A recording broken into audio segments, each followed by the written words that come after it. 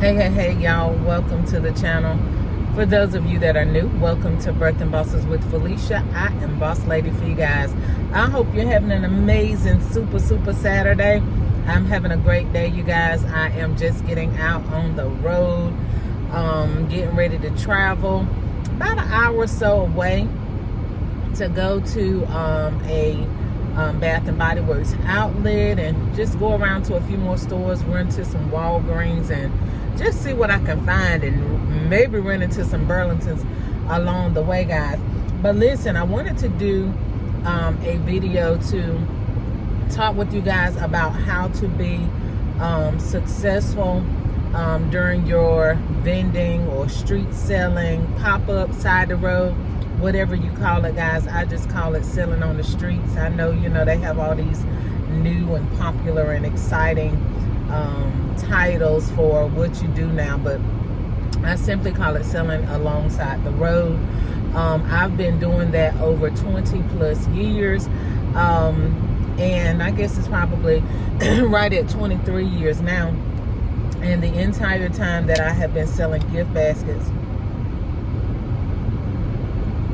excuse me, guys, the whole time I've been selling gift baskets, I've been alongside the road.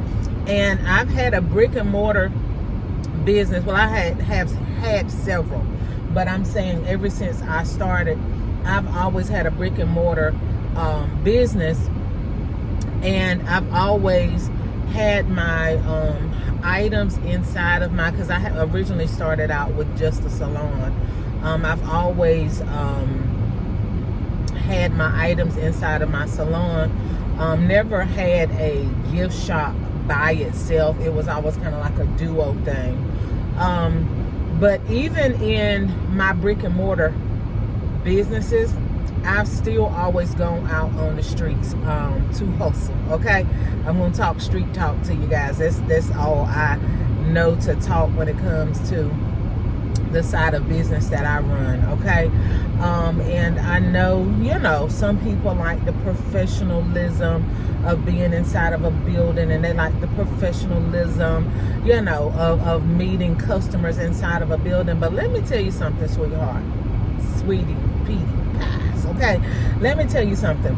If you want to attract thousands of dollars, okay, into the five figures. No, you're not going to probably start out making five figures when you start, but promise you me, you will get to the point where I am, and even greater, okay, is the goal. Because I'm going to give this up out the wild, y'all. I'm going to pass the baton on to some others, and I'm going to be off to some other ventures that God have for my life. That's why I'm teaching the world my craft, because when I venture off into deeper depths and higher heights, I would love to have taught as many people as I know what I know. Okay, but going out on the streets is going to be a sure shot winner. Okay, that's what this video is about, telling you some different things. And it's probably going to run into a two-part video, because there's no way I can talk about everything on this one video. But the very first year that I started selling baskets was during a Easter, and I started out selling in my own front yard. Okay, I started selling them in my own front yard, and then it just ventured off to selling them on a main strip. And believe it or not, the whole entire 20-some years I've been on that same street. Okay, that same street. I've moved the location maybe about 2 times within that 20-some years, but I've been within a block radius of that same street for the last 20 plus years. So it works. Okay, I'm not up here selling you jive or hype. I'm really trying to help you establish a maintainable income for you and your family. Gift basket designing is not just a side hustle. It can be a side hustle, but trust you me, that's not what gift basket designing is all about. Okay, it's what you put into it. Any type of business that you have, you get out what you put in. Okay, so I'm able to make 5 figures on major holidays because of the work that I put in, my work ethics, Your work ethics have to align with what you want your outcome to be, okay?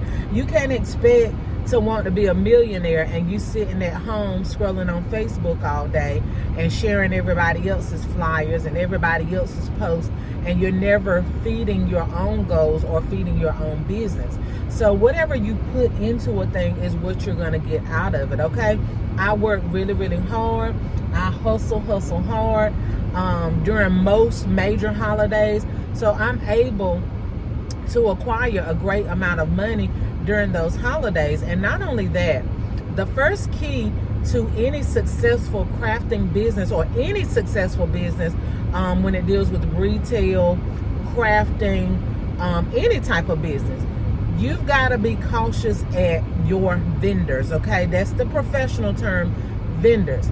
But my shopping technique, I do not shop wholesale. I do not shop with vendors. I clearance shop, okay? That is what works for me. That may not be what works for you, but that's what works for me. And I buy things at such an economical and such a reasonable price that I am able to make a great profit, okay? And I'm able to buy a great deal of product at one time because of my shopping abilities, okay? And believe it or not, shopping is a gift, okay? There's a lot of people that pay full price for stuff. There's a lot of people that pay 50% off for stuff.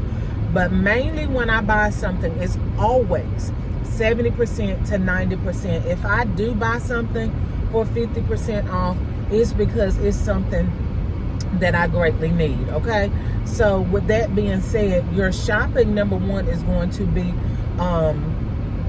predicating upon what I'm saying is you're going to have to be very, very careful with your shopping, okay? That is what is going to make or break your successful sales on the streets, okay?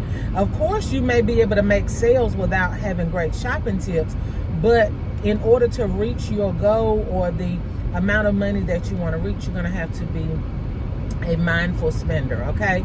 You may find things that look great, Victoria's Secrets may look amazing. What's some more great? Bath and Body Works may look amazing, but if you're not shopping doing semi-annuals, if you're not shopping like I'm getting ready to go to the outlet where things are always $2 and $3, if you're not shopping during those times, then you, my friend, are only doing a hobby, okay? You're not operating a business, you're operating a hobby shop, okay? And most people that are following me are not in this because it's a hobby. They're in it because they're trying to make a substantial income for their family and possibly be like I am and do this full time, okay? This is all I've ever known. This is all I've ever done.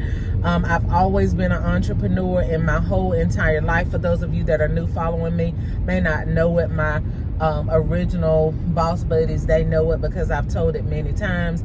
The only job that I've had 2 jobs in my entire life, and neither one of them were longer than a month. So I've never worked longer than a month in my entire life on a public job, okay? So you do the math. I'm 46 years young, and out of the 46 years of my working years, I've only worked for 1 month out of my whole life. The rest of my years have been entrepreneurship, okay? So I'm excited about you all following me. I'm excited about you growing your business. I'm excited about you going out on the streets for sales, okay? The second thing I want to talk with you after you get your shopping down packed and you go ahead and get your items designed for Christmas, the second thing I want to talk to you guys about is making sure that you have your items at all different price ranges, okay? I want you to take yourself out of the equation. And what do I mean by taking yourself out of the equation? I want you to stop thinking about where you are financially. I want you to stop thinking about what you like financially. I mean, not financially, but I want you to stop thinking about what you like as far as, designing what's beautiful to you, Stop thinking about what doesn't smell good to you and what you don't like, this, that, and the other, what you're allergic to. Keep in mind, when you're selling on the streets, you will be selling, and your goal is going to be, like mine is now, to sell to hundreds of people. And when I say hundreds, I mean well into the hundreds of people. That is who and what you will be serving, okay, eventually. And even if you're not serving hundreds, you're going to be selling to multiples of people. So you want to make sure that you have a variety of price points. You want to make sure that you have a variety of products. You want to make sure that you have a different variety of scents, brands, all of that, you guys. Different designs, not just gift baskets. You want to have floral designs. You want to have balloons. You want to have everything that caters to that particular holiday. So we're talking about Valentine's Day now. So you want to make sure that you have all the things that people will be looking for. I do understand that people, finances are different, so not everybody is able to get the same inventory. Not everybody is able to offer the same thing. Trust you me, I know, okay? I've told this, I even told it, I believe last week. There was a point in my business where, and this was just a few years ago, where I had to borrow money to get my supplies. My husband was working only able to supply the bills and the maintenance of home and car maintenance and helping me keep my business open and going, even though I wasn't making that much money, just a little bit over my expenses. So when it came to buying items, we didn't have the money. I had to borrow money to be these hauls that y'all see now that I'm able to do. Because see, listen, where you see me at now is not where I started at, okay? And that's the thing. Sometimes we as business owners, we as individuals, we see where people are now, and we want to jump in the game, and we want to be just like Mike. We want to be just like Mike. But the truth of the matter is, everybody starts from a different point, and everybody has a different financial backing. You have a different background, and so everybody's not able to start from the same point. So we're gonna go ahead and end this video here, jump back on for part 2. I'm gonna go ahead and upload part 1, and then we'll go to part 2 so that the video don't get too long.